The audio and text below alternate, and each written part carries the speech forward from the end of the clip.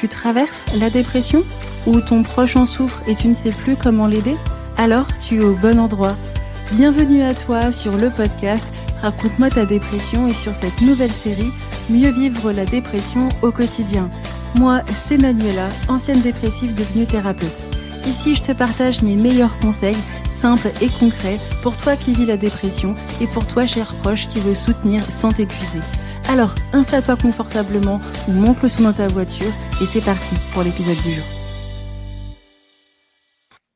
Nous sommes le 8 septembre, bienvenue à toi dans l'épisode du jour, j'espère que tu vas bien. On est déjà sur la deuxième semaine de l'épisode quotidien et aujourd'hui, on va s'adresser au couple.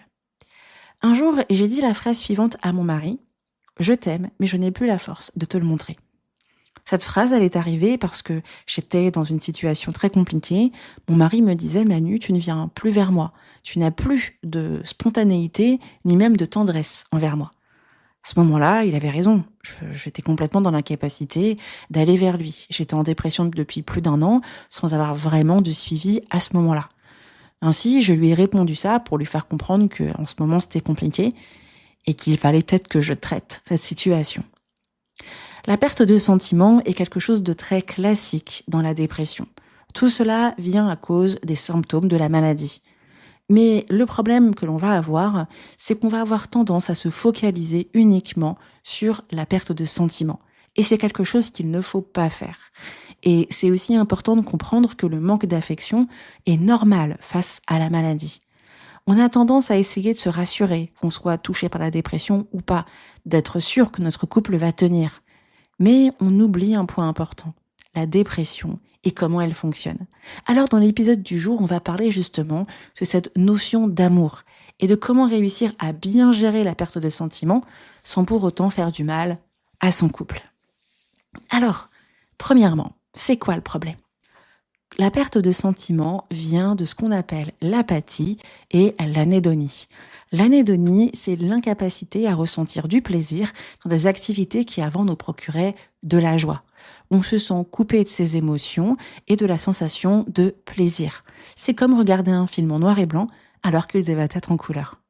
Et on a l'apathie. L'apathie, c'est la perte d'élan, de motivation. Tout paraît difficile. Envoyer un texto, prendre une douche ou même se lever du canapé. C'est pas de la paresse, c'est un épuisement profond qui vient de la dépression. C'est comme avoir un sac de 5 kilos sur le dos en permanence, même pour les gestes du quotidien. Le simple fait de comprendre ces 2 points va expliquer pourquoi la personne en dépression n'a plus de sentiments. Cela vient contrecarrer une croyance de notre société, un fait, un acquis. L'acquis est le suivant. Quand je suis en couple et que je n'ai plus de sentiments, je n'ai pas à me sacrifier et rester dans la relation. Je dois partir parce que cette relation ne me convient plus. C'est un acquis qui vient de nos grands-parents, nos arrière-grands-parents, où mamie Gertrude est restée trop longtemps avec papy Bernard et elle a été malheureuse. Cet acquis, il est très intéressant parce que c'est lui qui vient directement s'opposer à la perte de sentiments. Si tu te retrouves, toi, en dépression et que tu as la perte de sentiments, eh bien tu peux avoir la sensation que ça veut dire que c'est la fin. Parce que quand il y a la perte de sentiments, il faut arrêter la relation. Mais c'est intéressant de ne pas prendre en compte uniquement cette croyance que nous avons, cet acquis. Pour cela, laisse-moi prendre un exemple avec toi. Imagine tout simplement que tu dois aller à Paris. Quel que soit l'endroit que tu es de chez toi, allez, à partir de Nantes. Nantes-Paris, c'est 4 heures en voiture, 3h30. Et là, tu prévois ton plan avec Google Maps, tu vois qu'il faut si tu pars à 11h, tu arriveras à l'heure qui t'intéresse. Très bien, tu pars, et là, tu te retrouves dans le bouchon de l'enfer.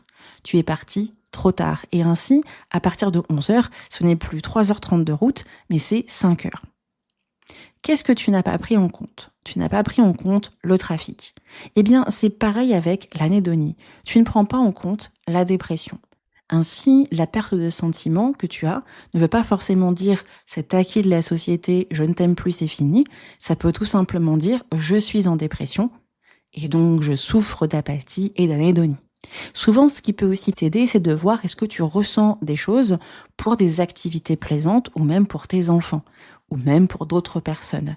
Le simple fait de voir qu'on ne ressent plus d'élan ou de cette envie, de cette joie dans les activités qui devraient nous faire du bien avec notre conjoint, nous rappelle en fait que tu es tout simplement en dépression. En fait, c'est comme si ton cœur était anesthésié. Il est toujours présent, mais tu n'arrives plus vraiment à le sentir battre clairement. Ben, c'est exactement ça. La perte de sentiment, ce n'est pas la fin, c'est tout simplement la dépression. Tu n'as pas à culpabiliser tout simplement d'avoir perdu tes sentiments. Alors, c'est mignon quand je dis ça parce que personnellement, moi, j'ai beaucoup culpabilisé face à ça. Mais c'est pas toi qui as décidé de perdre des sentiments, c'est la dépression. Alors, ne te mets pas de pression sur le sujet. Accepte que pour le moment, tu ne montreras pas ton amour comme avant. Ainsi, pour cela, travaille avec ton thérapeute sur la manière de montrer ton amour différemment. J'aime beaucoup montrer ça à mes clients que l'affection n'est pas forcément dans l'élan, mais dans le fait de penser à l'autre avec des activités qui seront peut-être pas poussées par notre cœur, mais planifiées à travers nos valeurs. Parce que tu as la valeur de l'engagement, eh bien, ça va t'aider à continuer à montrer de l'affection à ton partenaire, peut-être pas aussi spontanément, mais parce que tu le respectes et parce que tu aimes cette personne plus profondément. Ainsi, ça va vraiment t'aider à continuer de montrer de l'affection malgré la maladie. Et c'est là où c'est très intéressant pour toi, cher conjoint qui écoute. Le simple fait de comprendre que ton partenaire est biaisé par la perte de sentiments va te faire comprendre que la manière dont tu vas échanger avec ton conjoint en dépression doit aussi prendre en compte la dépression. Je reprends mon exemple de la route. Si je dois arriver à telle heure à Paris, je dois être capable de savoir comment est le trafic pour me permettre de savoir si je vais réussir à arriver à la bonne heure. Eh bien, c'est pareil. Quand tu demanderas à ton partenaire s'il t'aime encore, tu vas entendre un je ne sais pas et tu vas entendre un silence. Ce n'est pas un désamour, c'est la dépression qui brouille les réponses. Ainsi, c'est ça le problème. Donc du coup, tu vas avoir peur. Et si tu as une attitude anxieuse, eh bien, tu vas essayer d'avoir des conversations plus profondes et pousser ton partenaire à te rassurer de son amour. Mais là, c'est pas comme ça que ça va marcher. Tu ne peux pas prendre en compte le fait que, actuellement, ton partenaire est dans les bouchons. Ainsi, ça veut dire qu'il faut partir plus tôt ou fonctionner différemment. Ça veut dire quoi, fonctionner différemment? Ça veut dire que tu vas plutôt devoir te concentrer sur d'autres petites preuves. Des preuves de présence, des preuves de texto, des preuves d'acceptation que tu sois là, des preuves d'effort, d'essayer d'avoir un bisou, même si c'est très simple, ou de changer des choses, ou de converser avec toi. Le fait de te focaliser là-dessus te permettra de ne pas te mettre trop de pression, mais vraiment pas trop de pression, sur le fait que est-ce qu'il m'aime vraiment. Bien sûr, ce qui peut aussi beaucoup t'aider, c'est apprendre à réguler tes émotions grâce à l'indépendance émotionnelle. Oui, ton conjoint est en dépression et n'a plus le même élan. Forcément, ça va déclencher l'émotion de l'anxiété. On est d'accord. Mais ta manière de répondre à ton émotion te permettra aussi de bâtir ta relation. Si tu réponds avec impulsivité, pourquoi tu ne m'aimes pas? Tu devrais faire des efforts. Même avec la dépression, tu peux faire des trucs. Manuela, elle l'a dit. Malheureusement, la relation, ton conjoint risque de te dire, mais tu ne me comprends pas. Par contre, si tu acceptes que tu as de l'anxiété et que tu te focalises plus sur c'est normal à cause de la dépression, et là j'ai vu que tu as fait un petit geste pour moi, là tu m'as fait mon café, là tu m'as envoyé un texto, là tu as fait ça malgré toute la dépression que tu vas pouvoir réagir différemment. Apprendre à se rassurer, à s'auto-rassurer est non négociable avec quelqu'un qui est en dépression. Ton partenaire ne peut plus te rassurer comme avant et ça, il ne faut absolument pas l'oublier. Ainsi, il est important de normaliser le manque d'affection, le manque d'amour qui est normal. Il y a moins de câlins, moins de je t'aime, moins de tendresse, mais ce n'est pas un rejet. C'est la fatigue émotionnelle de la dépression.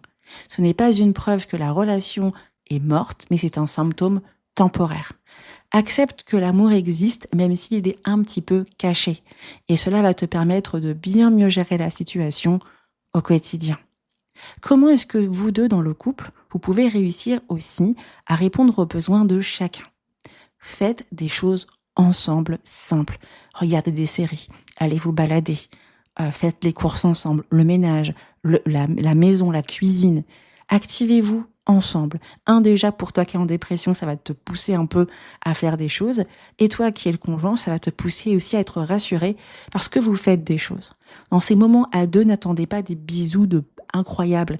N'attendez pas de petites caresses qui vous fera des ouhou. N'attendez pas tous ces trucs-là. Rappelez-vous qu'avant d'être des amants, vous êtes aussi des amis. Et cette amitié, cette valeur que vous avez de l'amitié, vous devez aussi l'entretenir. Un couple, c'est pas que des bisous, du sexe et des je t'aime, hein. Il y a aussi d'autres choses. Et là, c'est le moment de mettre en place ces autres choses. Alors, la perte de sentiments liée à la dépression, ce n'est pas la fin. Personnellement, j'ai souffert d'apathie, d'anédonie pendant de nombreux mois.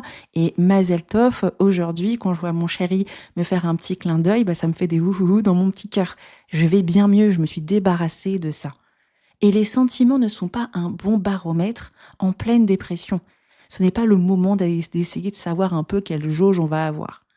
Et le manque d'affection est normal, mais il est temporaire. L'amour peut traverser la dépression, même s'il change de forme en cours de route. Le plus important, c'est rester focalisé sur ce point et sur la manière dont vous allez au quotidien vous rappeler que même s'il n'y a pas de sentiments passionnés, il y a quand même une relation basée sur nos valeurs et la valeur de l'engagement. Vraiment, en tant que thérapeute de couple, c'est les conseils que je partage toujours et sur lesquels c'est vraiment le plus important de se focaliser pour réussir à passer l'épreuve de la dépression malgré les difficultés. Alors, si tu n'arrives pas forcément à gérer tes émotions, que tu as l'impression de ne pas avoir l'indépendance émotionnelle, que tu sois touché par la dépression ou pas, mais que tu veux que ton couple reste fort, n'hésite jamais à réserver un appel découverte avec moi pour mieux traverser ces moments de couple et avoir le soutien nécessaire face à la dépression de ton partenaire ou face à la tienne. Merci à toi d'avoir écouté l'épisode de podcast jusqu'au bout. Je suis certaine que l'épisode suivant sera encore plus encourageant que celui-là. Alors je te dis à demain pour ton shot quotidien.